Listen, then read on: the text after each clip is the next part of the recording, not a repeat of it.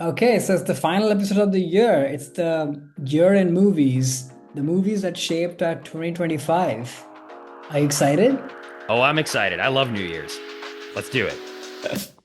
Hi, I'm Karan from Los Angeles. And this is Alex from Los Angeles, and welcome to Movies That Shaped Us. We're two longtime friends who grew up on opposite ends of the globe with very different backgrounds, but are both shaped and are still being shaped by the movies we see and love. In this episode, we're covering our films of 2025. So join us as we explain why these films matter and get a little bit more into how they exemplified what 2025 will always mean to us. So I kind of hinted at it a little bit, and we should probably do a proviso that we always do in the front of this episode. So, Karan, why don't you just remind listeners, longtime listeners, and maybe first-time listeners who might be tuning in, thinking about, oh, maybe this is going to be their top three films of the year, which this is not that. It's coming. We're going to do that episode later, Yes. but right now it is not that. And why don't you just remind listeners what we're going to be talking about today? Yeah, so we've been doing this since the beginning of the show, which is that we look at the whole year and we pick movies that exemplify the year that we've had in personally. And so these movies can be movies from really whatever time frame. They might be movies that came out this year, or they might be movies that came out, 100 years ago. It doesn't matter. But the important thing is that they resonate and represent the year that we've had personally. And I think the reason we do this is that the impetus of this show from the very beginning for us was to talk about, as the title suggests, movies that shaped us. So it's a personal show. And even though we cover new movies from filmmakers that we love, we always have a personal angle to why those filmmakers and their filmography or their style or whatever matters to us. So this episode is sort of in that tradition, really looking back at the year and reflecting on how movies have shaped this year. But like Alex said, fear not, we will do a top three episode as well, which we usually pair with our Oscar episode. And the reason is that by then, all the movies that are, for this calendar year are available. People have watched them, they're on VOD, etc.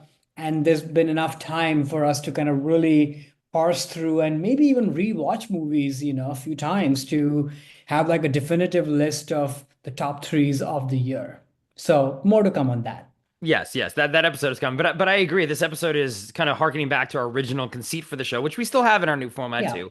But it's fun, just a reflective way to think back on the year and what the things, at least how I put these lists together is like the things I'll always remember about 2025, and either the movies, that new movies I saw that year that kind of mirror the things that I'll always remember about the year, or old movies I went back to and maybe saw for the first time this year and thought, oh, okay, this really to me is 2025, which is I like New Year's where you look back on, reflect on the year a little bit before then jumping into 2026, where it's just all about looking forward. This is a little bit of a time where we're looking back, and yeah, we're excited to share our thoughts with listeners, and maybe some of these themes will resonate with you, or maybe not, and just be a trigger for you thinking back too on the things that what did 2025 signify to you, and were there movies that sort of you'll always look back on and think, yep, that was 2025, all right.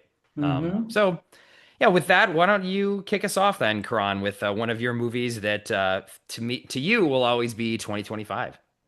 Okay. So my number three is a movie called Barefoot in the Park from 1967, directed by Gene Saks, based on the famous Neil Simon play, starring Robert Redford, Jane Fonda, Charles Boyer. Quick logline: conservative young lawyer Paul Bratter marries the vivacious Corey Banks. Their highly passionate relationship descends into discord when they rent their first apartment in NYC, and the stuff that happens with the eccentric neighbor. So I picked this movie because, for me, on a personal note, this year was a year of moving from one apartment to the other, even though all in LA. And even though we did not move to an apartment the way this apartment is, where there's just like, there's no heat, there's a window broken, it's like a million stairs above, and there's so much chaos that happens through that. We did not have any of those circumstances, but we did have some major issues with our move with regards to water leakage and us evacuating and moving back and then moving out again because certain parts had to be redone or whatever. So then we left again and we came back again. So it took about what felt like 8 moves over the course of like 2 months to finally, you know, settle in. And frankly, even before that, just the whole ordeal of like, we are moving. Why? What is the criteria? What are non-negotiables? Going to apartment showings, while we are both working and such, it takes a lot, and then of course the moving and the packing. So I think in a very literal way, this movie kind of exemplifies the trials and tribulations of just moving into a new place with a significant other and what that entails. But I also think we watched this movie like way after we had moved back in, we were fully settled and such. So A, we could look at our circumstances of the move and the annoyances with like, a chuckle and a laugh. It was not That fresh. So it it was wasn't, not you weren't fresh. crying while watching it, basically. No, Yeah. we couldn't have even dared to watch a movie like this or, any of the house disaster movies. There are many of those. Hmm. We couldn't have done that. So we could, laugh at it, but also be grateful that, oh, we didn't have the circumstances this couple goes through, so I think that was sort of a fun thing to watch together, just me and my partner in this. But then I think, as is true with a lot of Neil Simon movies, that the conceit up front or whatever the gimmick is just the gimmick, right? Like, what the movie is really about is relationships, two people who clearly are very attracted to each other. They're excited to be together, but they come from very different backgrounds. And to me, the movies really is about negotiation of relationships, of what works for one person, what works for the other person. And we don't have that kind of dynamic between me and my husband, but like in all relationships, there's always negotiations that are happening. Who is the one who wants to go out and celebrate and party and eat out? Who is the one who wants to stay indoors? Who's the one who wants to spend a little bit more and what have you? Again, we don't have any such extreme dynamics, but there's always something. And I think when you're moving into a new place and you are dealing with all the shenanigans of a move, all your negotiations and differences, they also get heightened, right? So I think we Hmm. definitely had moments of, oh, should we have moved here? Was this too rushed up? And me definitely, I would own up, kind of living in this kind of haze of like, oh, I don't want to be here. We shouldn't have moved here. And, I had said this is going to happen. And guess what? It happened. All this Yeah. has happened now. And, I was of the mindset while my husband was like super patient and getting ahead of stuff and making the most of it and being positive, and it was a great learning experience for me, frankly, of sort of maturing up and not coming back home with like a long face of like, oh, not this again. you know you got to face your realities and move forward. And ultimately, my husband and I, we often talk about like we're a team. How do Hmm. we, and sometimes one person is bringing 70%, the other time somebody's bringing 40% or whatever. But as long as our sum total is 100 and we're a team, we're okay. And one takes care of the other when somebody else is feeling a little bit more depleted or whatever. And I think this was definitely a big example of that, just personally. And I think the movie has those dynamics. Jane Fonda is like vivacious, is looking for trouble and wants to get out, and she's sexually very active as portrayed in the movie, versus Robert Redford is a little bit reserved and more practical. He's like, oh, why are we staying in a home that has no elevator, that has like 30 stair flights above? What's Hmm. about that? Or so things that can be a little bit conservative or boring, but at the same time very practical. So the movie is a great navigation of all of that. And the killer is really the end, where, as it so happens in most relationships, is that two people, when they start here, at some point they meet in the middle. Right. And you see Jane Fonda sort of trying to come to her senses and maybe holding back and taking a page out of Robert Redford's character's book, versus Robert Redford has this whole bend fender bender sort of thing at the end. He's like literally barefoot in the park, drinking, and sort of being a little bit more loose with his life. And Hmm. and the movie leaves you on that, of like, okay, where does this couple go from here? So it's a fun one, I think. I wouldn't say it's like a laugh out loud movie. There are definitely moments of laughter in the movie. I wouldn't say it's the best movie either of these two magnetic stars made, but I have a soft spot for this movie because it's personal. And we also lost Robert Redford this year. Right. And Yeah. R.I.P. so yeah, Yeah. I wanted, in the last couple of episodes, we were able to pay homage to Dan Keaton, another legend of movies, and I think Robert Redford is, no less and maybe even bigger. So I wanted to make sure that yeah, we have a little homage to him because he's such a signature pillar, I think, of just American cinema, For sure. actor, director, Sundance, all of it. And Mhm. and you see him and Jane, there's such electric chemistry between the two of them. And so yeah, that's why this is on my list. Had you seen this movie before? No, I'd never seen. I'd heard of it, but I assumed it was a musical. I don't know why I assumed that. Ah, Just in my sort of okay, I that's can probably see like that. It has some that kind musical. of ring to it. Yeah, and like the poster, which I remember seeing, looks like some sort of, My Fair Lady or Carousel or something kind of thing. So I was like, Mm, okay, that's just probably some musical. I had no idea it was like Neil Simon, and then after looking it up online, that it was like an actual play that was adapted, and Mike Nichols was involved in the Broadway right. show and all this kind of stuff. But in terms of the points you were making on the film, I thought in like the moving thing definitely resonated with me in the sense of like the difference between when they get there first and like the apartment is empty and it's like all the things that suck about it you can see because there's nothing else in it, right? They haven't put their stuff in there yet.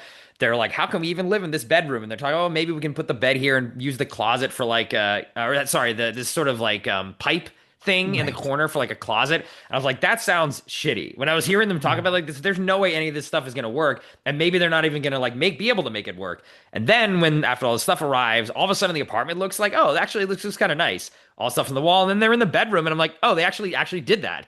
They're using the closet in this pipe, and hey, it's working for them. This isn't something where Yeah. they're just sort of like complaining, and and that is what happens when you move into an apartment because it's never going to be perfect at all, and but once you start putting your things, your stuff, and giving it a touch of you and your character into it, you make it work, and then it does kind of Mhm. feel like a home, even where they put up this sort of like what's it called? Those barriers sort of in where Right. the kitchen Just is. I forget what the technical clotheslines, term for I that. think. It Yeah. actually looks kind of, I don't know. I was like, okay, this Looks looks kind of cool. nice, actually. Like it sort of works, and you kind of make do, even though initially it might be like, oh crap, like how, I've been in some of those apartments, like when I was a sorry, not Yeah. high school student, college student, where you look at this thing, you're like, this is like a freaking dump. But then somehow you make it work and it's fun and it's home. So I think Right.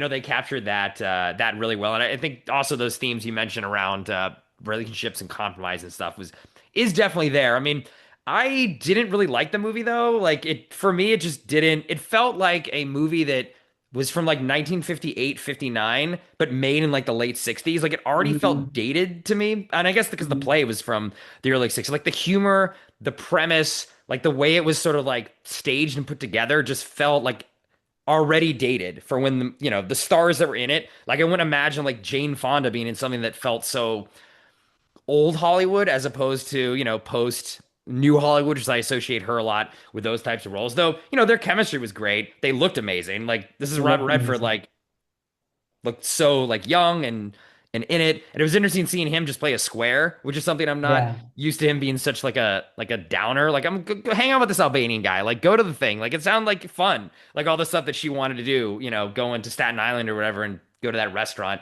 But yeah, I mean, also too, like the gender politics were sort of like I was brushing up against those a little bit, and sometimes Yeah. honestly, like it's an old movie, and I can put that stuff aside if I'm like drawn into the story. But some reason for this, like he just was too obnoxious for me in the beginning. Where I'm sort Yeah. of like, can you just give her like a break, like a little bit, please? Like, you don't have to be such a negative Nancy all the time and like crapping on her trying to like make the best of the situation. She's like, oh, he's like, everything sucks actually. She's like, I don't know, we can make this work. He's like, no, everything sucks. And yes, he changes, right? There's an evolution, obviously, in the character, and I do kind of get where they were coming from. But for me, in the beginning, I was sort of like, this guy sucks. Like, why did you guys get to get married in the first place? It seems sort of like rushed, and you guys don't really seem like a good match. And even in the movie's sort of credit, or I don't know, like they don't. It ends, but it's not like definite that like okay, they're happy ever after forever. It's all going to be fine. It's just like okay, they're learning that they have to compromise, and that's sort of where the arc leaves them at the end, and maybe they get divorced in a year, but at Yeah. least they've learned something about each other and about themselves, and they're gonna willing to put the work in on the relationship and see if they can compromise in the way that they have to. So, on paper, I think I kind of get it, and I can see why maybe like in the early 60s you saw this as a Broadway play or a stage play, I'm sorry, might work a little bit better, but I don't know, it kind of brushed up against me a little bit. I mean, I didn't hate it or anything. It wasn't boring. I was just sort of like, Yeah. I don't know, I just don't really like any of these characters. Or especially him, really, Robert. Yeah. Yeah, I agree with the humor and the staging of it, of like I kept wanting it to like really click into high gear, which is why I mean there's so many great Neil Simon play-based movies like The Odd Couple and such, which are Right, totally. really funny and Hmm. sarcastic and get to something deeper in humans. And this has that, but there's something just about, I don't know, the humor or maybe just the datedness of it that it just never hits it fully. But I still had a good time watching it. And Hmm. as far as he is concerned, and I think the dynamic is concerned, I think what I took away was that this is very much of that generation that they probably knew each other a little bit and then got married and they have total hots for each other. And that's why Right. that first kind of honeymoon in the Plaza Hotel is like very important because they just add it constantly, which Hmm. means that then they haven't really spent that much time getting to know each other or talk to each other. So this whole move from the hotel to real life is sort of like Hmm. a shock to the system where she wants to spend like every minute of the waking hour with him, Right. Right. which is, I guess, sweet, but like totally smothering. And he's trying to make do, and she's calling him every second. And so there's on one hand that's happening. On the Hmm. other hand, he's sort of realizing that, oh, this I can't live like this. So he's becoming even a bigger negative Nancy. So they're both sort of like activating each other in like the not the best ways, Right. which to me was actually I found that pretty interesting. It's just that it's supposed to be funny, but it doesn't fully land. And Yeah. that's sort of what is sort of awkward. And maybe because we are looking at it from the lens of today, perhaps, or maybe there's just something in the timing, or also just the dubbing at that time was like kind of new in the 60s movies. I can feel So this was dubbed after. So it was because I thought it was maybe like the version I had. I noticed that was kind of weird, but No. they did dub. It was like oh, interesting. And that's a huge thing you really notice Oh, it, especially for comedies where so much of it is about timing. It yeah, sort of ruins the timing of it. And then some of these jokes of like the old lady, like her mom, who's like really trying hard and is going through a hard time. Like it's supposed to be funny. And I'm like, I feel bad for her. This yeah. older woman who's Hmm. having to climb like a million stairs, going on this adventure with this, sure, fun but odd Albanian dude and what Yeah. have you. Like too much. I Yeah. felt bad for her. So yeah, it's Hmm. a bit of a mixed bag. That said, it's still a good time, and I'm glad I finally watched it because I'd seen clips of this movie before, and I'm like, oh, let's just watch this because Robert Redford just passed away, and Yeah. let's watch a few of his movies. And so it's a very sort of circumstantial thing, and then we watched it, and we're like, oh, this sort of feels reminiscent of what we've been through a little bit. Yeah. So Yeah. yeah, No, totally. I can see why, this is a movie for you that, maybe you'll put it on again in a couple of years and be like, I remember that move when we moved yeah, into that apartment and the issues that we had with that. And it was nice too to have a Robert Redford film on the list too to, like you said, sort of honor him a bit because, he's one of we lost a lot of people this year. Knock on wood, yeah. hopefully we have 2 days left. Hopefully no one else passes before we release this episode. Hopefully I didn't curse anybody, but he is one of the, those icons and those legends that we lost this year. So. I totally agree. And I will say on your point of like him playing a square, like I actually do associate Robert Redford with that. Like one of his personas is sort of the cool dude, Hmm. but the other persona is sort of this reserved guy who's trying to basically not have the limelight on him. Like I definitely get that vibe. So this movie's in that latter persona of his. So yeah. And he does it really well, I think, when he's not playing the cool dude. Yeah, I think the acting was good. It was just, and maybe this gets to the humor point that you were making earlier Yeah. too. Like, I don't, the jokes that I could tell were kind of meant to be jokes, right? I felt were not mean spirited per se, but like Jane Fonda was too much the butt of the joke, and it Yeah. wasn't really funny for me. Or like the mom. Like, am I supposed to be laughing at this? Because I kind of feel bad for these I feel people. bad for her. There's not, it was like it felt actually a lot like a sitcom plot to me, Yeah. the whole movie, but just without the laugh. Like none of the jokes are landing, but it's a very sitcom-y Yeah. dynamic, right? They're in the apartment, they got to move in, and there's some hijinks, but the hijinks Right. aren't really that funny. No, not But so much. Yeah. yeah, but like now, I'm not regretful that I watched Barefoot in the Park, and now I know that it's not a musical. So I learned something. I was kept waiting for like, are they gonna sing? Like this is gonna be kind of interesting, like Robert Redford singing. But hey, he didn't. But that's neither here nor there. Yeah. Yeah. All right. What is your number three? So my number three is a movie from the year 1997, and it is Volcano, directed by Mick Jackson. So the IMDb plot summary: a volcano erupts in downtown LA, and a city official and a seismologist try to stop its inevitable flow through the city, starring Tommy Lee Jones and Anne Heche. So this is a movie that is not good.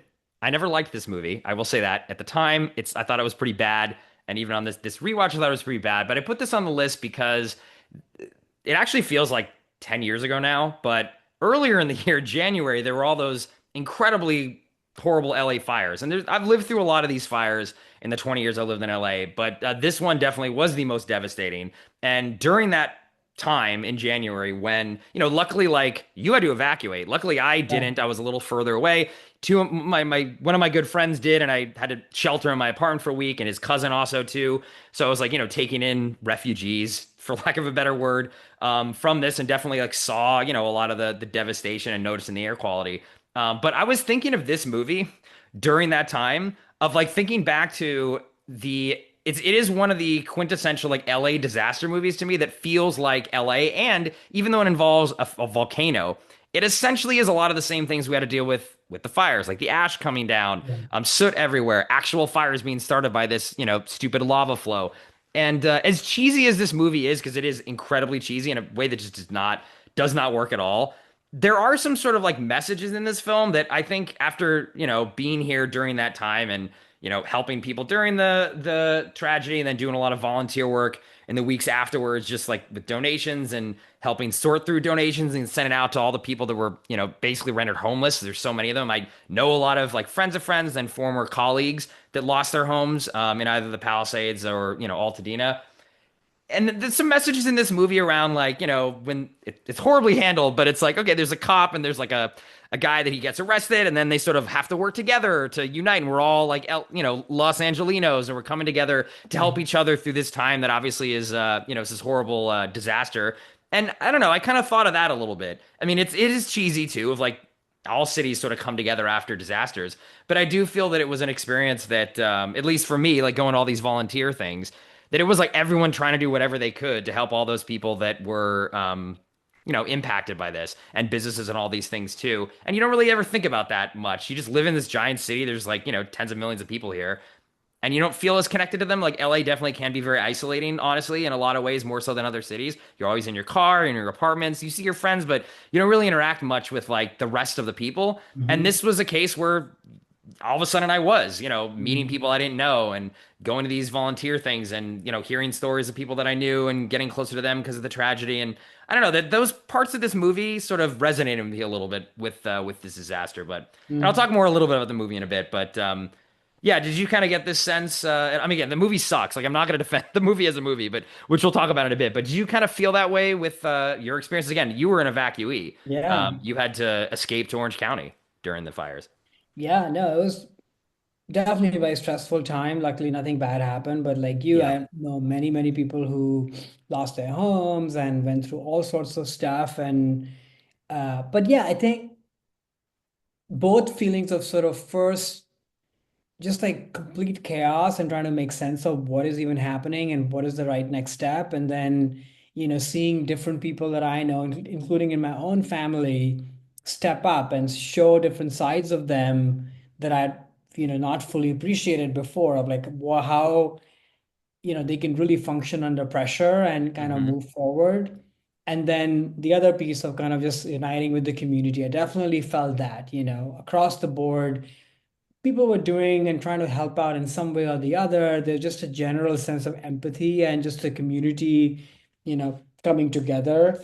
And then one of our common friends, who lives kind of more on the south side, not a fire situation, but just with like hurricane and such, and hearing his stories of really the community coming together in a big way and what a Hmm. champion he was. So I just remember this whole year was kind of filled with conversations of, yeah, loss, but more so just the good of humanity coming together. Hmm. And then also a lot of conversations about, not to get into it all, but just, how can one avoid this and how did this happen? Like the mishandling and everything that happens and the things it exposes, and, what are we as governments and societies like after, what are we trying to protect slash hide? And, Hmm. no pun intended, the faults between all of those start Oh, to boom, boom. exactly. But I thought the movie has a lot of those things. I want to hear from you why you didn't like it. I mean, I remember this and Dante Speak were like the Mm, two kind of volcano disaster movies. So I have some memories of childhood of like watching these movies, and yeah. you just take him as all the disaster movies, and sort of they're like cheesy and loud and what have you. And but they don't land in any deep emotional big way, obviously. And I'd not watched the movie since. And watching it now, I was like, wow, like, yes, it is a cheesy, like, blockbuster Hollywood movie for sure. But they do a pretty good job in recreating this. Like, it felt real. Like when John Corbett's like wife, who's the doctor, she's like Hmm. driving through this like rain of soot and ash. I was like, oh my gosh, like this looks real, and just the chaos and how they build it, and all the dynamics of different authorities and the naysayers and the people who kind of want to explore more, and such. I thought the world building, quote unquote, of the disaster was, I thought, very well handled. And it felt like it's in LA. Like often these things happen in some like no name, place. It felt real, especially for people who live here, like you saw LA for real. So Yeah. yeah, it's cheesy and over the top for sure, but I don't know. I was kind of impressed by the movie of how much they captured and how much the kind of tension and drama they built. And then they were able to deliver the message as well of kind of community and such. And I guess I just expected it to be schlocky. So maybe it just over delivers. So I don't know. I Yeah. kind of liked it. Oh, really? Oh, interesting. Yeah, like I hadn't seen it in a really long time Yeah. since this year. And I remember not liking it when it came out. I didn't see it in the theaters, I saw it on VHS. And I was, Same. I love the 90s because there would be like movies that are the same that would be battling each other the same year. And I like Dante Speak. I will defend that film. I think that film works Yeah. really well as a disaster movie. Seen it many times since the movie came out in that year. But I agree with you into all the things you say to what this movie does well. And actually, now watching it this year, in those scenes like you mentioned of the ash coming down and escaping where these fires, and that there's the scene in the movie that like I probably wouldn't have been so emotionally affected by it until this year, where this one it sort of hits this neighbor, and the guy's like, "Oh, my house, I was born there, I've lived there all my life, and it's getting burnt Yeah. down." I was like, "Oh shit!" Like that just Yeah. happened, right? Yeah. Whereas in the 90s, I might be like, "Oh, this is dumb," and like, "Oh, Right. wow, he's crying." Like those things felt more real. But I think what this movie doesn't really that doesn't work for me on this are more just like in these disaster movies, and this movie's cribbing from the 70s, like Airport, Tower Right. Inferno, Poseidon Adventure, where you spend the beginning of the movie giving like characters like a lot of time to each have like something they're trying to do and a desire, and you get to know these people, and you care about them as people, and then they're put in this scenario where you're like, oh no, they're trapped on a 17th floor, but they're getting divorced, and like, are they going to make it through this, or this person has a new job? And this movie Right. doesn't really do a good job of setting up character Yeah, I motivations at agree. all.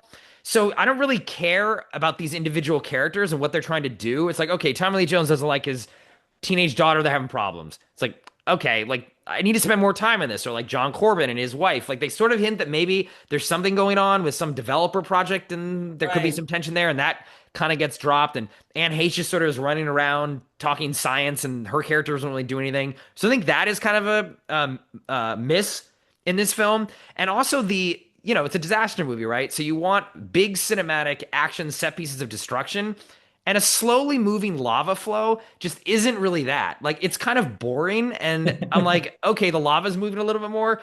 And try to stop the lava. It's like, okay, stop the lava, but like it's not Dante's Peak. It's like volcanoes exploding and like, houses getting blown apart and flooding and, lakes with grandmas falling into them and getting burned. Like stuff you want to see in these movies.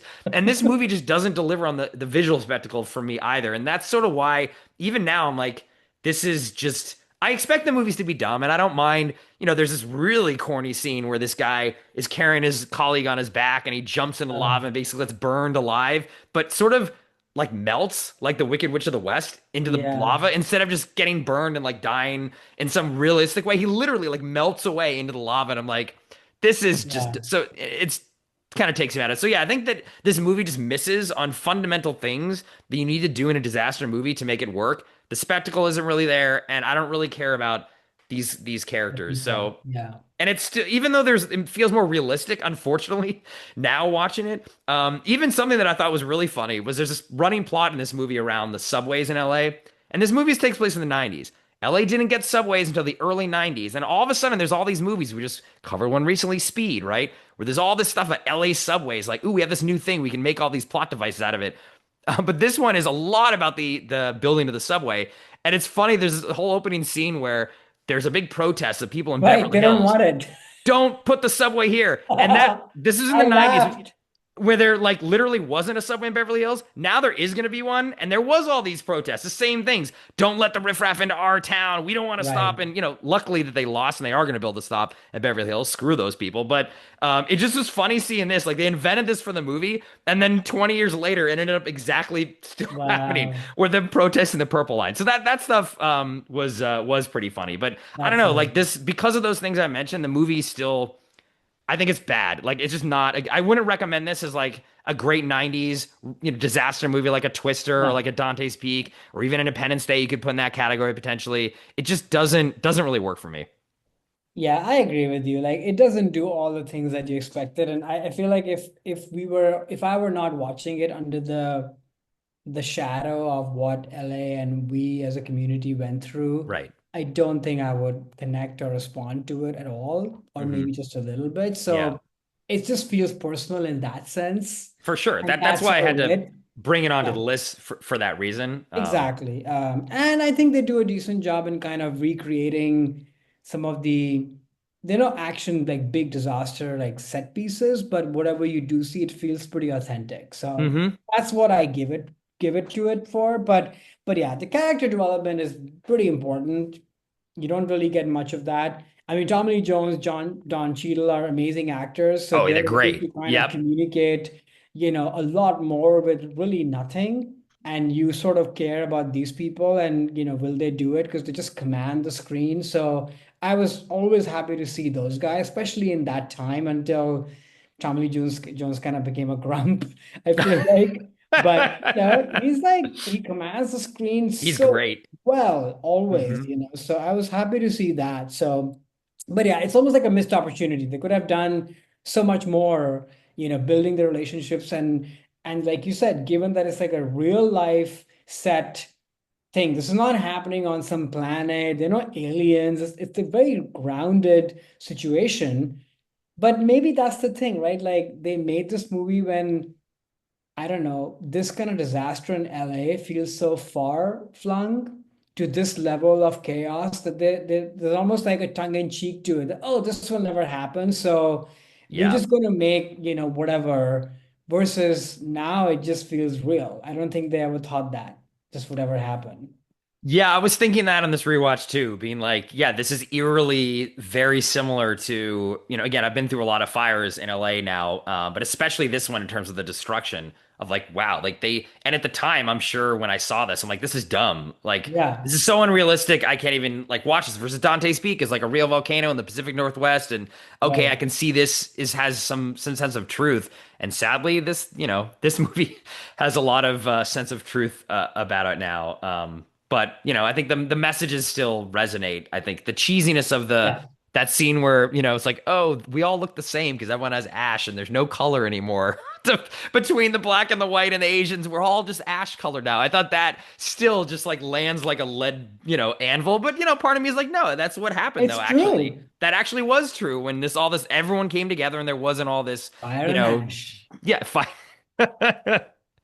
fired out. Yeah, I Well, blue, that's what they're trying to say, really. that's true. That's true. We're all Navi in the end on the inside. I'm Exactly. just one final thing before we move on to this movie. I just want to call out that I do love that they don't kill. There's a scene with a dog, and they don't kill the dog. He's in the house. The lava's kind of moving close to him. He grabs a little bone, runs out the dog door, and then the fire shoots out the dog door after him, but he escapes, and he's okay. So He's I don't okay. deal with when they kill Steven Spielberg. I don't like how you kill dogs all the time. But this movie, the dog gets away, and I think it's very important in a disaster movie. You want an animal, and I you want him to be saved. agree. High marks for that, for sure. Exactly. Yeah. Okay, those were our number threes. Let's move on to our number twos. What is your number two movie of 2025? Okay, so my number two is the movie that actually came out this year, Train Dreams, directed by Clint Bentley, written by Clint Bentley, Greg Kuidar, starring Joel Edgerton, Clifton Collins Jones Jr., sorry, Felicity Jones, a bunch of other people. Quick logline. Based on Dennis Johnson's beloved novella, Train Dreams is the moving portrait of Robert Grenier, a logger and railroad worker who leads a life of unexpected death and beauty in the rapidly changing America of the early 20th century. So I'd heard a whole bunch of like buzz about this movie from Sundance Days, how beautiful it is, and then it started to kind of pick up a bunch of award steam and such. So I was like, I got to watch this at some point. I'm not a big Joel Edgerton person. He's fine. The previous movie that Clint Bentley and Greg Vida did, Sing Sing, was fine to me. It didn't sort of blow me away by the way it seemed to have, blown away a lot of other people. Um, so I kind of went in a little bit with my arms folded, like, what could this be? And I don't know, there's something about this movie that kind of really worked on me. And we'll talk about the movie separately, but I think on a personal front, it's kind of moving to see a movie about someone's life who, on paper, didn't really do anything miraculous or, super great or what have you. And you even see Joel Edgerton's character kind of saying that, or the monologue saying that I've been waiting for some grander truth or a pattern to emerge that might explain or reveal something more about the life journey that I'm on, and I don't seem to crack that. But then if you zoom out on his life, as we have the chance to do as audience members, a lot has happened in his life. And the fact that he's prevailed through all of that through honesty and dignity, even though he didn't become the richest person, he didn't become the happiest person, but he had moments of grace, moments of joy. People came, people left. He had deep loss, but he also gets to have triumph in like small ways. There's something very human about that. And for me, I mean, this would resonate with me in any year, I feel like, but in this year, starting a new job and working away, moving, like I was talking about. We got married at the end of last year, 24. So a lot of big things are happening at the same time. I'm always questioning, where is all this headed? Am I doing the right things? Is there more? Should I be doing something differently and what have you? And I don't know, this movie just made me, especially the ending, which we can talk about later, it made me kind of just stop in my tracks and just appreciate and be grateful for everything that life has afforded. And there doesn't have to be some like big grand reveal. It's fine. The triumph of life is in the moments that we are living, and as long as you're open to them. So yeah, I found this movie, it worked really beautifully on all of those themes, which are questions that I'm always asking, but especially this year. And that's why this is on my list. So this is a Netflix. So you said it Yeah. premiered at Sundance, which again, R.I.P. Robert Redford. Yeah. In a way, second movie that he's involved with in some fashion. Did you see this on Netflix or in theaters? Netflix. Yeah, me too. I thought this movie was fantastic, and I wish I had tried to figure out to see it in theaters, and it makes me Yeah. sad that Netflix picked this up actually I because know. That's a this big kind should of, have a wide release, and maybe if it gets more pickup, it will. But getting, we'll talk a little more, and definitely want to talk about the end of the film too. But yeah, this movie really worked on me a lot. It was I liked the register that it operated in, and I felt that the movie did a very good job of sort of like emphasizing the fact that life isn't necessarily about the end destination. It's just about the journey along the way and the little moments, who you meet that you might only meet for one day, one conversation, right, and that's it. But that is life is just a series of experiences, and as long as you can remember those people, and just be cognizant when you're going through them that this is all that life is. Like there is doesn't need to be some big grand finale, and there really isn't one, honestly, and there isn't something you're working towards where like, okay, well, now I accomplished the thing, this is like the third act of my life and I did the big thing. It isn't really. I mean, big things can happen. Obviously, in this film, a yeah, huge thing happens to his family that right, is, very large, and tragic, but that, your life is a sum of those experiences at the end. And I right, thought that message is important, and something that I, try to remind myself of too, because it's easy to get lose sight of that. That it isn't about the journey. You're trying to find what's the destination. Am I on the right path? And it's like, well, you're on the path, and there is a path, and just keep walking until the path ends. And that's basically all that we have. Yeah, we'll talk more about the ending in a second because I think it kind of sums it up. But hmm, I thought it was a great message, and also the movie was just like beautifully shot. It really, I mean, another of the directors yeah, mentioned several times is like Terrence Malick is like one of his inspirations. He's yeah, one of my favorite directors of all time, especially in the way that he captures, humans nature, and nature. And I think the themes that Malick plays around with were not present in this film, but the style in which he shoots a lot of people within nature was very, very similar to that. And credit to the cinematographer of capturing this stuff. I mean, so much of this movie takes place at the golden hour, like that final, hmm, hour before the sun sets, and just like absolutely gorgeous stuff in the gorgeous. Pacific Northwest woods. And I'm just like, damn, like this whole movie must have taken forever to shoot because they only have 2 hours a day to capture most of these scenes because it's all filmed sort of at that time. But I thought, yeah, I loved the visual style of this a lot. It's exactly like my register. I couldn't agree more. But I will say that often, this sort of visual style, which I was seeing in the trailers, can sometimes be, I don't know, vanity or just because someone is trying to flex their cinematography muscles or whatever. It's not really in service of the themes or the narrative of the movie. And in this, it just felt like in harmony, Like all of these choices that were made about the golden hour, seeing the trees fall, the trains go through, they somehow just really all come together along with the tone of the movie, the score of the movie, and you know, I was going to get to this, but like Joel's performance at the center of it, like he's amazing in this movie. I've never seen him that good. Like he is a very stoic character, and it almost feels like the nature and the cinematography around him are kind of just they're his best friends in a way, Hmm. like the movie is sort of complementing in his visual style with this lead character who is stoic and just kind of going about life. But there's a nuance to me, I think, with the character. He's not a lost guy. He's Hmm. not kind of purposeless. He loves his family, he likes his work, he stands up for people, but he's also not overconfident. He's not trying to seek something huge, but he's doing all the things that a regular human does. But there's a lot of beauty and grace in all of those pieces, which, so I don't know, the visual style kind of felt purposeful, just keeping in mind whose story are we telling, which I thought was amazing. Because often these movies, and I feel like Terrence Malick is even, in my view, like guilty of that. Like the cinematography and the feel of the movie kind of overtakes the characters and who this is about and what this is about, versus here it just felt all in harmony. Yeah, I sort of feel that at least to me, I was thinking that the way that this movie was shot, and similar to like Malik, of a lot of shots of nature and not a lot of focus on the main character as much as like the entire screen and everything else that's going Mhm. on.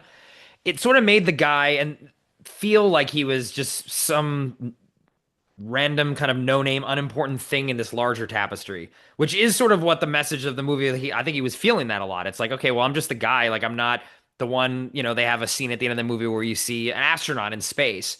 Like that guy, did something. Who am I? I'm just watching him on TV. I'm not really doing anything at all. And all the people that he hangs out with are just these laborers that actually, the people who like quote unquote built America are these guys, the no-name day laborers who are cutting down the Yeah, trees. It's not the titans of industry. It's not the architects. At the end of the day, if they didn't have this lumber and the people cutting these trees down and doing what they're doing, like, America wouldn't be able to grow into the powerhouse they are. And it's just like a reminder of the everyday, like yeah, normal.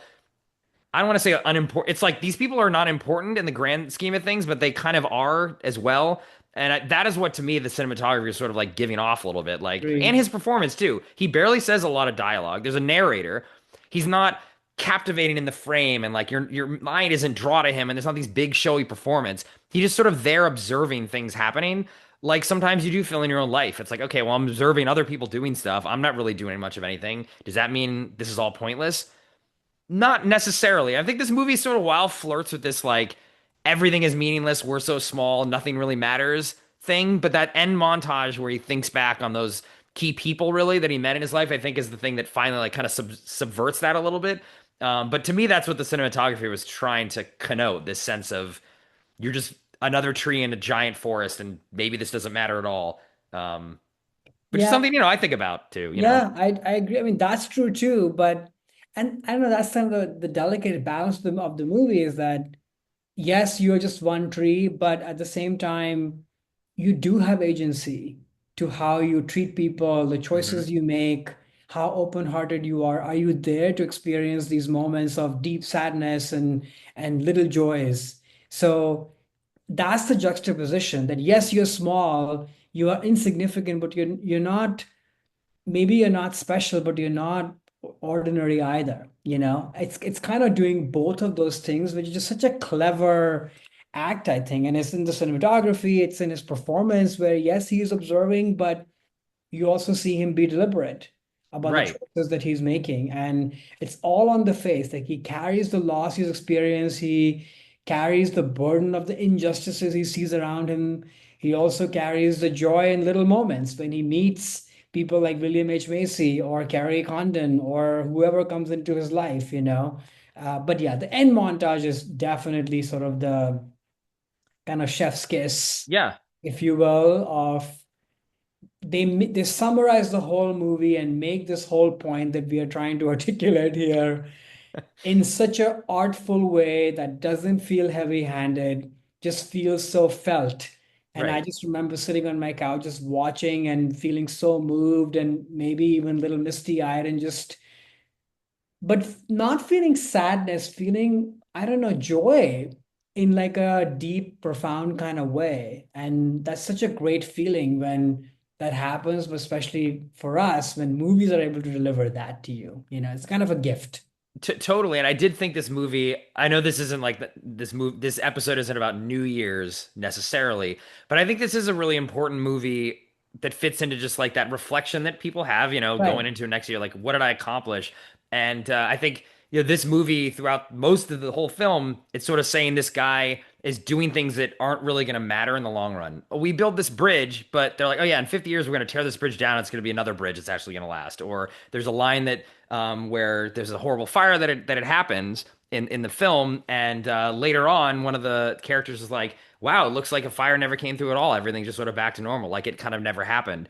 And yes, your Yeah. life, the things that you do, don't have to last forever. You don't have to build the pyramids to make a difference during your life, and it is just about the people that you interact with and the things that you do and don't do with the people, and that's really all that matters. It's not that is your legacy, right? How you treat others and these little moments you have with other people that are going on this journey with you, not necessarily having to look back and think about your quote unquote legacy as this thing that is never going to go away and it's always going to remember. It's like, no, everything goes away. Like, there's nothing that is permanent.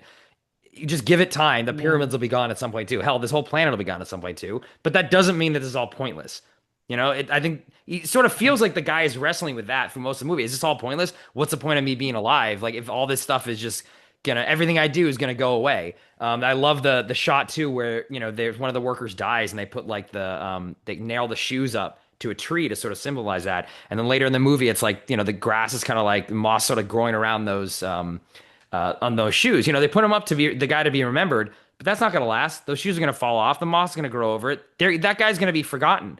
But what won't be forgotten, at least for the people that knew him, was the memories of this guy and how he did Right. good or bad to other people. And that is really what life is all about at the end of the day, like how you treat others and what you give and don't give to other people. It's not all this other stuff that you build or you create or yeah, that stuff's important.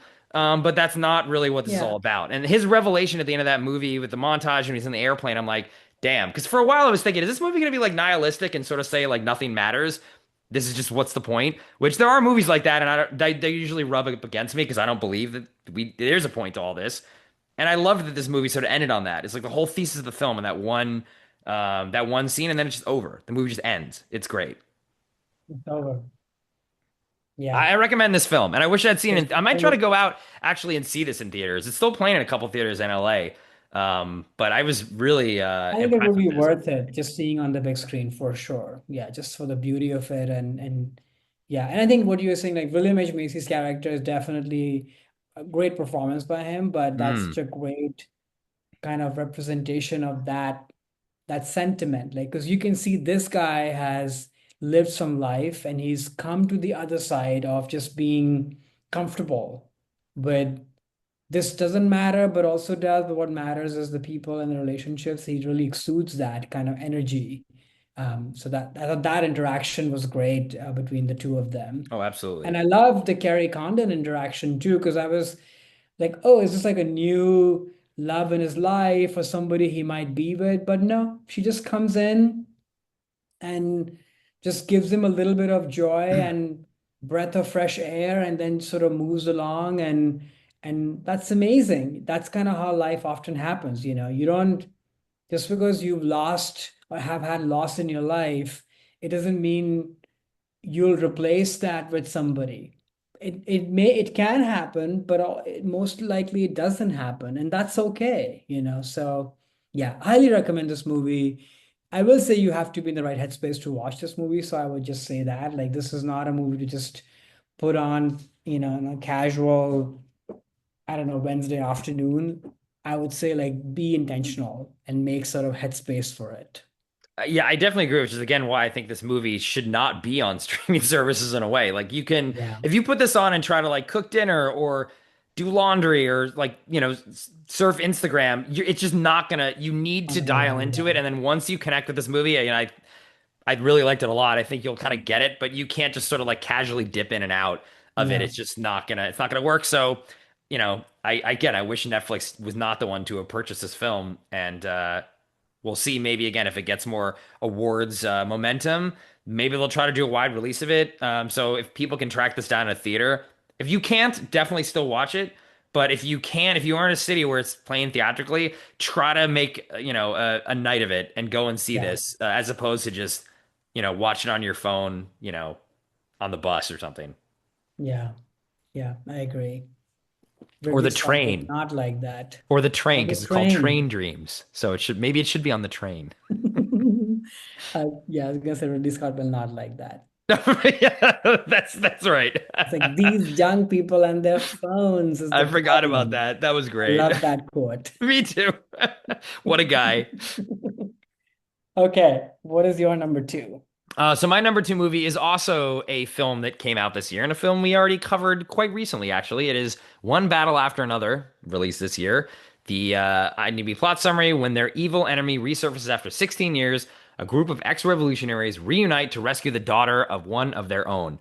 Directed and written by Paul Thomas Anderson, starring Leonardo DiCaprio in this episode, or in the Leonardo DiCaprio episode, we covered this, but also Sean Penn and Benicio del Toro.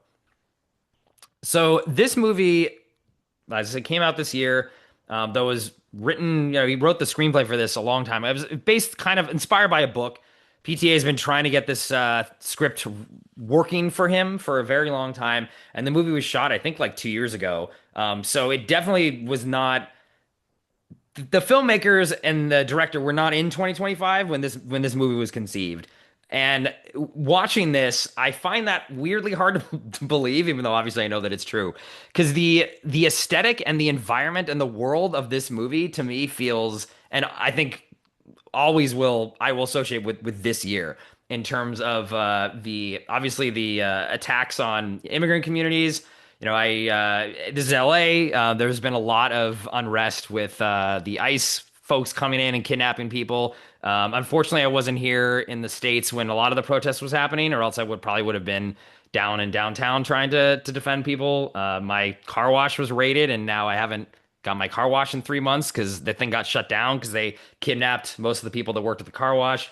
So there's definitely like this sense what is captured in this movie at the time. I don't even know what they were inspired for it. But I do feel like this feels like you're looking into just a news broadcast when some of these scenes. And also too, there's a lot of the general sense of this movie as well of yeah, there is this like hopelessness that is kind of like hanging over it, which is a lot of times easy to feel in this day and age too. But what I love about this film, and I talked about this a little bit in when we reviewed it as well, is the world is seems hopeless in the film, but the message of the movie and the characters definitely are not. And there is this message of even Benicio del Toro's character at one point says like, "Don't go dark on me, Bob. Like, come on, we gotta like just keep some sort of optimism going because that's really what they want you to remove all the optimism of things." And I think it's important to have this kind of movie now where which that is the message. And even the title says, right, one battle after another. Like you don't have to win, the battle or even the war is going to be ongoing, right? There's going to be plenty of battles going. This one we might lose, but that doesn't mean we have to give up fighting and just kind of like quit and think that it's going to be terrible into the future. Yeah, I mean, I tried doing this myself. I joined like a tenants union this year to try to be like, okay, I gotta start doing something similar to what Benicio del Toro's character I think does the right thing in these scenarios, which is you got to just focus on your own communities and start small. And you can't change the world, one person can't, but you can change the people around you. And I think that is a great message of this movie too. That his character is so inspiring in this of just like, look, I can't solve the bigger problems. What I can do is, he has a what he calls in the movie like a Harriet Tubman situation, quote unquote, going on out of his dojo, and that's what he's doing, right? He's trying to save these vulnerable people. Is it gonna solve the big problem? No, but it's doing something. And that message, I think, definitely resonated with me as somebody who's trying to obviously maintain optimism in incredibly dark times, which I do think, 2025 for the world was not a great year in any way, shape, or form. But that doesn't mean you have to give up, and don't go dark, like Del Toro's character said. So we could talk a little bit more about the film, but and also I should just note on a personal note, this is a movie I saw the most times. Saw it 3 times in theaters, more than any other movie this year, and I'll probably try to see it a fourth time at some point because I just love this film. It's my favorite film of the year too. But at this point, we'll see maybe when we do the next episode in March. I will have seen something else because I haven't seen everything yet. But yeah, like to me, this movie just is too. It feels weird that this wasn't made this year because it feels Yeah, like that. But yeah. yeah, you connect with it in the same way. I mean, we did a whole episode, so please check out But like yeah, the I'll post the whole link. That's a good point. discussion on the movie. So, you know, yeah, I mean, this is sort of a masterpiece of PTA of this year, would probably be in the top 5 movies of the decade and such, and and you're right, like it has a deep 2025 quality to it, but at the same time, it feels in a way like timeless. It feels like a movie from the 70s. It feels like, I'm not even talking about the issues at play or the politics at play, but just like the feel of it. Like it's so epic in terms of themes and the way it's mounted and the characters and how they engage with each other and how people are portrayed, in all their shades, like everybody's up to something. In fact, as I've thought about it, that's my only maybe slight knock on the movies that I wish we'd seen a little bit more exploration of the darker sides of the people who are quote unquote on the good side as well, because that just makes movies and people richer and more three-dimensional. But you get enough. Like I think Tiana Taylor's character is a very important character who I think kind of is the most riveting catalyst of the whole movie. And this person is very complicated, Hmm. and I love that the movie doesn't judge her at all for everything she represents, but is still such a, domineering, alluring kind of play character in the movie. So yeah, it's all of those things, and then on top of, brilliant performances and everything, it's deeply funny, it's deeply felt. And I think a lot of that has to do with centering the entire piece around a father-daughter relationship, which I think is kind of a masterclass, a genius stroke of kind of just screenwriting. Because otherwise, these themes that are important and heavy would just, I don't know, either not land, or they'll feel too preachy, or they'll feel too one-sided, or what have you, versus this comedic kind of thing between the two of them, and that this brilliant performance by Leo, who's trying to be this, join the current world as an extra-evolutionary and failing in all ways. This is a hero who fails at all times Right. on paper. Hmm. Yet his biggest sort of, victory, which is the most important thing, is caring for his daughter, and offering love to her no matter what. So that's such an amazing thing. And then, as if all that wasn't enough, it's an action spectacle. We have one of the most thrilling sequences around the rolling hills in any movie that's ever put together. This movie is also shot on VistaVision. It has these grand spectacles, the score, I mean, it's all of it, right? So it's almost, I've been overwhelmed by this movie ever since I watched it. That's why I've not gone and seen it a second time, because I'm still overwhelmed by the fact that they were able to pack in so much into this, and that's why maybe it feels like a movie from now, but I kind of feel like this movie's been around for a long time. Like it feels like Lawrence of Arabia or something, in its like epicness.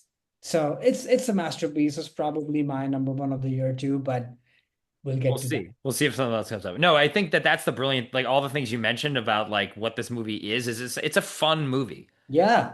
And that is for the themes and especially like again the seriousness of the stuff that it's dealing with. We're living through those things now in this world, but it makes it fun. Like the movie is able to play to the cheap seats by giving you this incredible spectacle with very colorful characters. I mean, Sean Penn's character is would be laughable in any other movie, but Right. he handles it well in this. So you can he's like a villain, he's a threat, but he's also just hilarious too. But And then human also in many ways, it's oh, not just a caricature, which often someone like that would be. totally. Absolutely. Yeah. But that it also is dealing with not only like the political stuff that I was bringing up, but you're right. It is like a great father-daughter story. It's got a lot of sort of Joseph Campbell like narratives. I mean, there's been Mm. several reviewers comparing this to Star Wars, and I can definitely Yeah. see those beats in it, which again is the classic Right. Joseph Campbell story template. This movie does that too, and I agree with you. Like this is one of those. Very rarely do I see a movie that I'm like, this is an instant classic. Imagine what it must have been like to see Lawrence of Arabia for the first time back in the 62 and be like, whoa, this is like never will never be forgotten. I felt this way, leaving this movie immediately. I was like, I love this film. This is like immediately like one of my favorite films. And well, I mean, I guess we'll see over time if that diminishes for me personally, but it's such a fun movie. I think that's what the entertainment value of this is easily the most entertaining movie P.T. Anderson has ever done, the most Yeah. accessible he's ever done. And it's great to see him operate on that scale, on that level, and have such a good message too of this movie, which is very important in these times. I mean, the Yeah. end in this movie, makes me emotional every time I see it with the daughter sort of going off there and they play the Tom Petty song about, Right. she's going off in the brave new world. She's gotta, just chill. There's like that line about you gotta, and even if it's gonna kill her, she's gotta like relax, sort of take it easy, which is kind of the message I think a little bit of this movie too. Like, don't get stressed out about these battles you have to do. Like, fight when you can and take a break too. You don't have to hold yourself up to having to resist everything all the time Right. because it's just Exactly. exhausting, and you don't want to be exhausted as a revolutionary. So it's Exactly. it's great. I just love. I was not expected to be this good, to be honest. But it'll always be like 2025, like the feeling of it. I'd show this to Right. kids in 20 years to be like, this is what 2025 was like. As I Exactly. maybe at that point we won't have movies anymore. We won't have power. We'll be living out in the plains like some Mad Max thing, and they'll be doing What was that movie? Yeah, The Postman, I think. They do like stage I plays of Star Wars and all these old movies. Maybe they'll do that to this in the hope post-apocalyptic not. future, that the hell world that we're about to descend into in the next couple decades. But I hope not. I hope not. Um, Now, I mean, we already said, but I'll just say it again. Like, what an achievement for Paul Thomas Anderson. I'm just so happy that this has happened and this movie did well and at the scale that it is. And I feel like I don't want to jinx it, but it's time that he got his flowers, and I'll be very, very happy that it'll be for this movie. And and yeah, what a flex, like to make a movie of this size, this scale, with these themes, with these people, what a flex. In a time when literally their own studio is getting bought. So in a time where just so much is at play that this kind of a movie was to come out and just beat expectations, not just, box office wise, but even like we watch, you and I watched it together. By then it was already kind of minted as a classic. So we were going in with like really high expectations, and yet we were blown away by it. Like that doesn't happen very often. no, not at all. And I am glad that this, hopefully, I'm not going to jinx it either, but this is the film that's finally going to give him the award credit that he should have had or could have had at several other times. It sort of feels a lot like Christopher Nolan with Oppenheimer, that he Yeah. did deliver also a 10 out of 10 film that is a masterpiece, even though he could have been awarded several times in the past for many different films.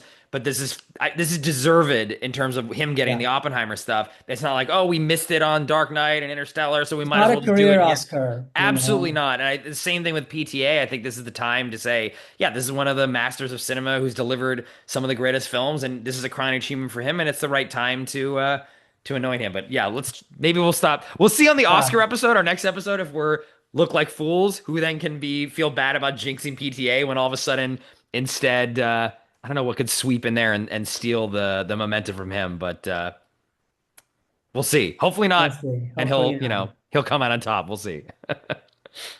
Okay, I think now we're on to our number ones for Yeah. 2025. What do you got for us? So my number one is, quite different from the movie just we talked about, or maybe not. But it's a movie called Now Voyager from 1942, directed by Irving Rapper, starring Betty Davis, Paul Henry, Claude Rains. Quick logline: a frumpy spinster blossoms under therapy and becomes an elegant, independent woman. That is not a good logline, even though this is what happens It in is the what movie. happens. It's the This is what plot. happens. So I have seen this movie before, several times, few times I would say.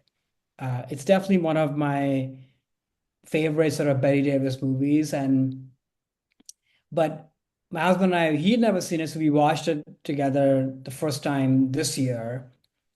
And I don't know, it just landed on me in a totally different way than it had in the past, where you can look at this movie as kind of a melodramatic movie. It's obviously a great kind of Betty Davis performance, where she's playing a lot. You see a lot of characterizations from the old her to the new her, and all of that is there. But I think just going back to the same theme, I suppose, of train dreams, of who are we as people and what matters, this movie kind of pushes it a little bit further thematically for me as I relate it to my own life. Is that, yes, maybe nothing matters, or maybe some things matter, but we do have a lot of agency to kind of figure out what is with us that holds us back. What are the things that we pay more mind to that we maybe shouldn't? And how can we move forward with that? That doesn't mean that we will become entirely new people. We are who we are, but there's stuff that we can learn.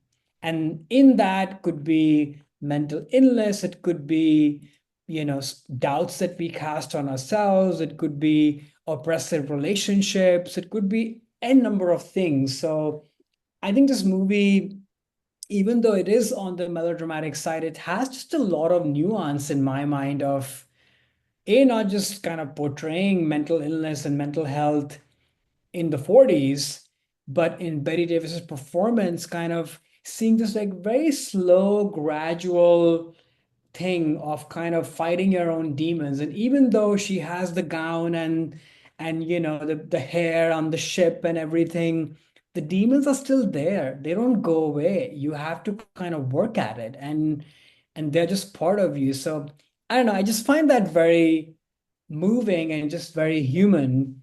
And on top of that, it's a very entertaining movie. So, and we'll talk more about that separately. So that's why this is my number one movie, because I think this year was the year of kind of just, as always, but more so this year, taking stock of what are my demons, and how do I tackle them? Which of them are even worth paying mind to? Which of them are not? And I'm very lucky to have, my own partner, but also friends and family around me, just the way Betty Davis has in this movie, in Claude Rains' character, Uh-huh. people who see you for who you are, and they see the potential in you, and they give you a nudge when you need it in a way that's not patronizing or putting you down or any of that, but also not pushing you to be someone totally different. Because how could you be? You need to keep your essence alive. So, yeah, it really resonated with me this time more so than on any other time.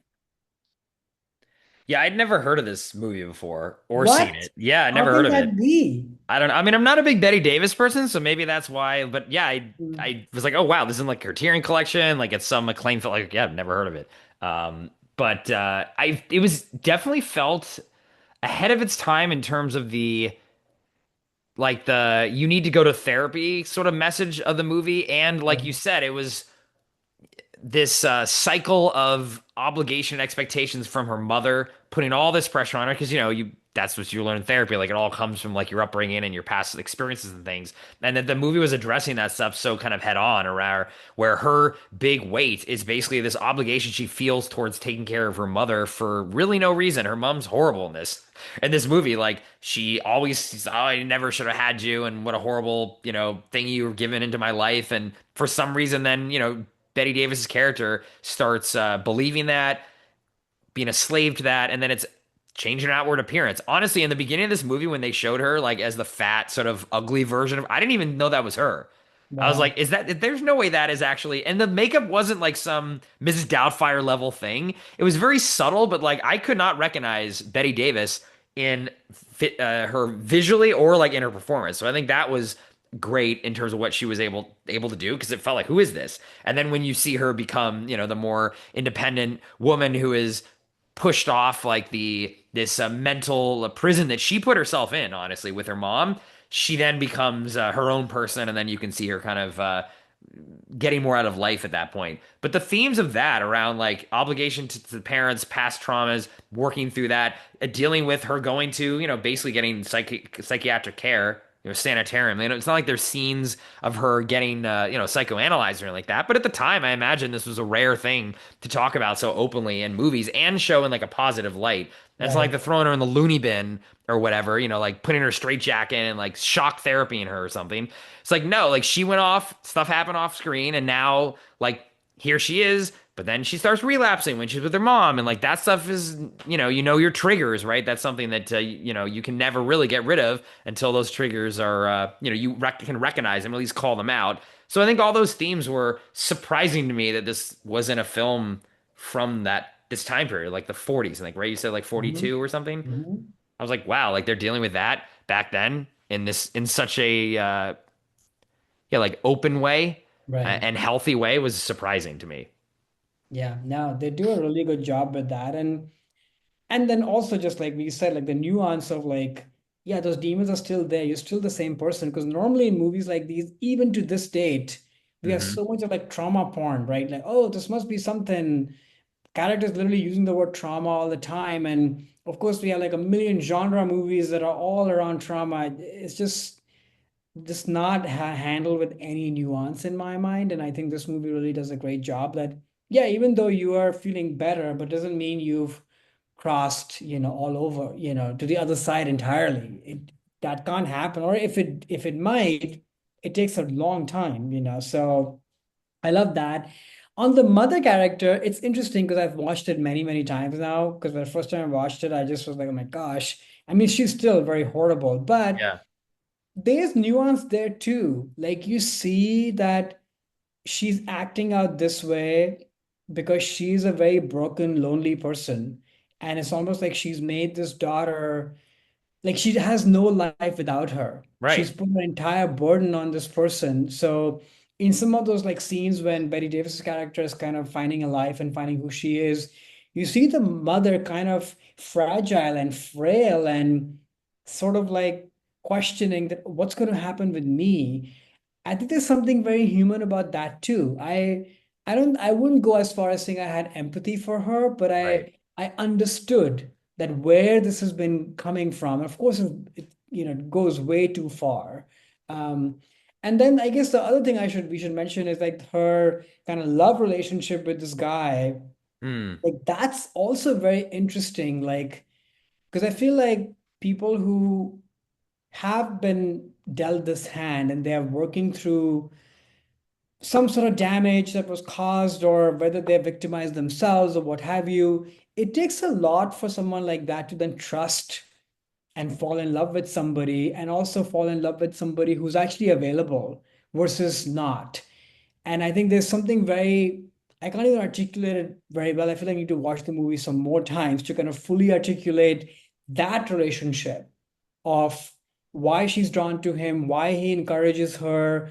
He's obviously a support structure, the first man who is seeing her in this new light, and sees her for her beauty, but also fragility. So I get it why she would be drawn to that. But at the same time, he's not available. He's married. And so then why is he doing this? And maybe that's because has his own demons that he's never fully aired. And maybe Betty Davis's character is somebody who sees him for who he is. So it's pretty complex. And then, of course, the ending of it, where the daughter of the love interest characters, what's his name? I should know those names. Paul Henry, who's in Casablanca as well.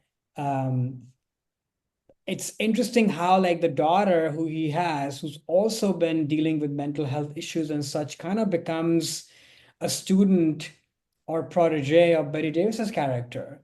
That she's now whatever she didn't have, or whatever made her victimize herself or being controlled and overshadowed by the mother, she gets to kind of pass that on to somebody else, which I think is a great, beautiful message in a way that like your biggest victory on your own demons is actually to pay it forward. And that's kind of what she's doing. And then they call it quits, although he will always be in her life because she's taking care of his daughter. So it's very complex of how this kind of dynamic kind of moves forward. Again, feels very ahead of his time. Yeah, definitely. The romance stuff like didn't really work for me in the film. Like that, I don't know. I didn't see the chemistry between them or really kind of care But about. that's the point, I think. I Like it's yeah, broken I could. people, finding each other, sort of. Yeah, Yeah, he was fine, but I did really like you bring that up stuff up with the daughter. I think you're yeah, totally right. Like the best thing because you really can't fully heal from your own trauma, really, because it's always going to be there. It's just how you deal with that trigger that you're always going to have because her mom, I don't know, like yeah, emotionally abused her, right? As a kid and a young adult. And now here's this other girl who's also emotionally abused by her mom, as you sort of learn a little bit of those details, so that she's trying to help her. And I think you said the pay it forward thing is to me like one of the messages of this movie too. It's like you can't fix yourself and really like not like that she's fixing the other person, but you can help them. And right. because she's better contained her trauma, so now she's doing what she can to help this other girl. And I feel like it's less so because she's in love or have this tryst with the dad. I think it's honestly like a wow, this girl's going through the same things I went through. I was able to Yeah, get through it to where it's I can about live with that. this. Yeah, So it's like a great woman to woman kind of story. I don't think it's there a was purpose anything in a way. 100%, and that I liked. That dynamic was interesting more so again than the guy stuff. I don't know. Other than the cigarette, lighting the cigarette, is Iconic scene. that's a cool move. That was kind of slick. But beyond that, I didn't really think they had any kind of chemistry, and the guys of that were sort of like not that interesting to me in the film. But Yeah, I'm glad I now know this movie exists. Like I literally had no idea that it existed. Now this is acclaimed film. So I always like when this happens on the show where you sort of put something in here. I'm like, oh, I don't know what this is. Or even like Barefoot in the Park. I'm like, it's probably like, South Pacific or something, and it's not that at all. You know? So it's fun. I like learning from you through this show. No, I'm glad you liked it, and yeah, yeah, the guy stuff is there, but I think that's the point. Now that I've seen it a couple of Hmm. times, I'll mention one last thing, which is the incredible soundtrack of the movie, like the Mm. incredible theme that you get throughout the movie. Rob, my husband and I, we sort of sang this theme or hummed this theme for like months after watching the movie because it sticks in your head. It's like classic 40s golden age. Is it It's who is Mac. it? Is this Max Steiner? I was thinking. I think Probably Max Steiner. yeah, who's amazing. I remember that too. When I saw his name, I was like, oh, cool. Like that means the score's probably really good, and it definitely was. And I love that. Yeah, like classic Hollywood period, big orchestral score, all the stuff that John Williams kind of Right. cribs from. Is it Max Well, Steiner? Are you? it is Max Steiner and I Oscar pulled it. winner for best score for this Whoa, hey movie. now. Okay. Well, I can see why. That was definitely very memorable for sure. Yeah, and it elevates the movie, gives it just so much like pathos and grandiosity, but also is very tender. It's like perfect. Okay, what is your number one? So my number one is a movie we also already covered on this podcast, which I can post the link below to that review of this movie, but not a movie from 2025. It is a movie from 1982, which is E.T. the Extraterrestrial. The movie is directed by Steven Spielberg, starring Henry Thomas, Drew Barrymore, and Peter Coyote, and E.T. He plays himself or she. I don't know. Is it gender E.T.? I don't think maybe he doesn't have a gender. Not sure. Or it doesn't have a gender. The IMDb plot summary: a troubled child summons the courage to help a friendly alien escape from Earth and return to his home planet. So this movie is a movie I put on the list for kind of like a more personal reason, but I can also make it kind of universal too. I the first time actually this has happened to me, and hopefully it won't happen for a while. One of my close friends passed away early this year, actually in January. His name was Shannon Blanks. I known him for like 15, 18 years. Was a listener to the show and was probably the person that I would text the most. Like if you looked at like the amount of texts going back and forth on my phone bill, and it was mainly like movies. Like he was also a huge movie obsessive. That's sort of how we became friends working at Digital Domain, the visual effects company, like so long ago. And we did not agree on everything. It was always arguments over stuff about how much I like Miami Vice and he didn't like it, or Hmm. him loving Woody Allen and these Oh, we sort should of have met. I yeah, I know. Or these he's really into like Asian horror movies and really anything too. That was also what's so great about the guy. Like he knew every single movie, whether it was, a 10 out of 10 top 259 DB or some like B movie schlock that was made in like the 70s. Like this guy, all he did was sort of like watch movies his whole life.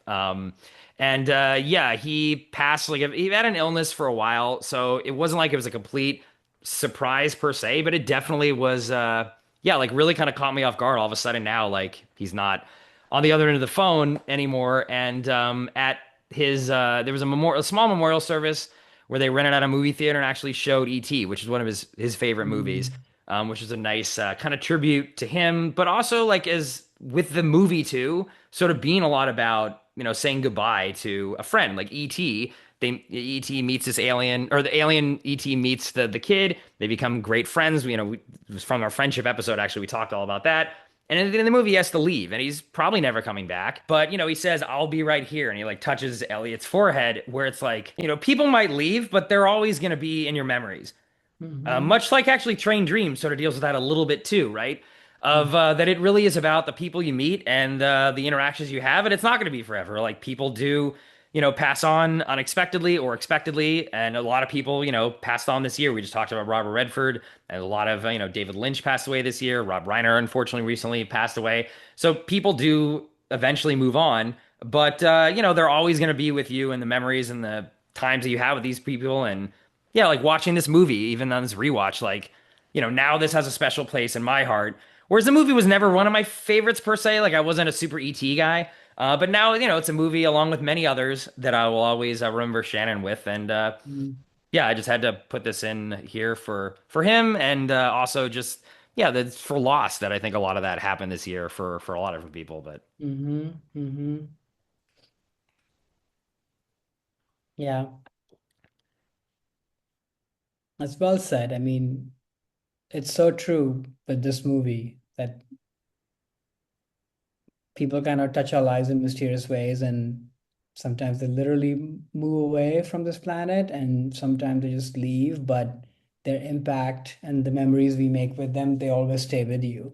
And they change us for the better most of the time, sometimes not, but they change us, they have an impact on us. And I think this movie really, that's the crux of the movie. There's so much else in the movie, obviously, but the central relationship between the main kid and ET is what this is. So, and it's beautiful that he loved this movie. This is my favorite Spielberg movie because I think it captures all of his themes. I might have even mentioned this before on the podcast. hmm So yeah. clearly he had very good taste. Well, yeah, he did have very good taste. And but that's why it was fun to debate him over things where I really liked something and maybe he really didn't. But I respected always his opinions, and even now I can kind of still like think of imagine like what he would think What would of he say? One Battle After Another. It was a huge, way more than a P.T. Anderson fan than I ever was. We Mm, had debates a lot about especially his later works and like mm, what he would have thought of this, or Sinners. Both of us were really looking forward to. We're huge fans, obviously, of what he would be doing next. And yeah, I can't talk to him directly, but I feel like I know him enough where I can have sort of like those text threads in my mind yeah, of what it would be like. And that's, I think, what the ET sort of, again, is sort of the message of that movie is. Like, he touched these characters in some way, and Elliot, and you never forget those people in your life, no no. matter what happens. And you see the movie when it ends with Elliot like the plant, or there's some, I'm forgetting, there's a moment at the very end which sort of shows that ET is still around, still watching, hmm right? What is the moment at the very end? I'm Well, the forgetting. you mean the plant comes back to life Right. when he's about to then go off on the, because I think the other thing that's brilliant about this film, which again I do like E.T. I'm not like knocking E.T. It's just I'm more of a Jaws and Indiana Jones guy, but yeah, like that it just like the movie just ends. It's like E.T. leaves and then it shows Elliot being sort of like melancholy, but I think appreciative of what the fact that he met E.T. and that was that's the look on his face. It's not of like sadness. He's not bawling and crying, but it's, there's a, okay, great. We had a lot of good times, E.T., you and I, on the stuff that we did. But he's never going to see him again, but he's always going to be, with him. And it just ends like on just Elliot. And I think that is such a cool way to end the film. Yeah.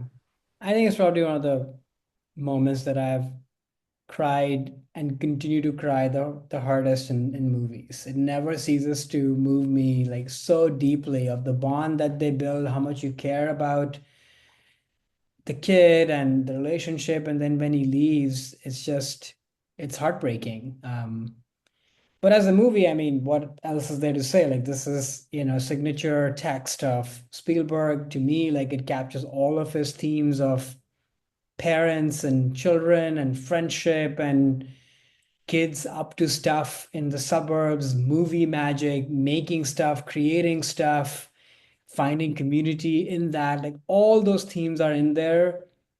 Watching The Fablemans obviously makes this movie even more. Right. Yeah. It makes it deeper in a Yeah. way. And then of course, all the departments from how it's lit, like the special effects of this movie, how they brought to life ED. Like if that doesn't work, none of it works, right? And you buy and believe this at all ages, at all times. We're in 2025. These special effects still feel real because it's real, right? Like they built all of this stuff. And but I think what makes it real is the way it's captured and the way all the actors around ET are performing. And that's another signature Spielberg thing of getting out these masterclass performances from children. Oh, absolutely. He's Yeah. just so great at it. Like all three of them are so distinct and amazing in their own way, and just their camaraderie and siblingship between all of them is so great. And then just the adventure spirit of it all, right? All the way from when the authorities come in and trying to capture ET. Yes, it's scary, but it's also kind of like edge of his seat kind of adventure, right? So this movie is kind of a masterpiece. And of course, John Williams' score. It's iconic theme. Oh yeah, the theme and I think the sequence. I guess I'm gonna call it a needle drop because it's the score. But when they got ET and they're on their bikes and they're about to like escape, incredible. Like that score there is just like It'll never become old. It's evergreen. It's a symbol of Amblin for a reason. that's true. You know, it'll never, no matter how jaded and whatever hard ass we become as people, I think that that score and him and on the bike with ET taking flight will, it just brings out magic and wonder and adventure and friendship and fun, all of that in there. It's just perfect. I think it's perfect. Yeah, 40 plus years later, it is one of those movies where, maybe if we saw it at the time, like leaving on one battle after another, we'll be like, okay, this is like a, because that was the year I was born. So I did Same. not see this in the theater. And I have seen it in the theater since then, actually, come to think of it. I've seen it a couple times in a theater, I'd which, love to. I never have. is it's obviously works wonders. But you're right. I think it is the quintessential. It's not my favorite Spielberg movie, but if you had to boil it down to like what movie is Steven Spielberg, it's this for sure. It's E.T. Like that is his the best encapsulation of everything that he does perfectly well in this film. But yeah, so that wraps up our 2025 episode and our year, which was a fun year. We had a lot of great episodes that we did, a lot of good movies. It was fun to see one battle after another and Vista together. The Criterion Closet was a huge highlight for me. Huge highlight. That was like a life accomplishment, and we got to do that Totally. together and on It's camera. so So fun. yeah, a lot of great movies to watch and some bad ones. But that's a year. There's gonna be ups and downs. Like the scene from one battle after another. There's ups and there's downs, but there's always gonna be another movie. There's always one movie, even though a movie sucks. You might be like, okay, there's another one that's coming, and it's Another it's gonna one. be it's gonna be better. Totally. There's always another movie, despite what is going on in the industry, and they're trying to stop it. But there'll always be movies that we'll be going to, and yeah, that was our year. I hope everyone enjoyed listening to all the movies we covered this year and this episode, and maybe again, like I was saying at the beginning, this might triggered some thoughts of you of like what was your 2025, and did any of these movies we mentioned or some of the themes resonate with you, or some other ones? Put them in the comments and let us know some other things we should cover. And another programming note: this is our normal break we take, so we will be coming back, like you said, Karan, around the Oscars and giving our Mhm. thoughts on the Oscars in March. So that is the next time you will see us.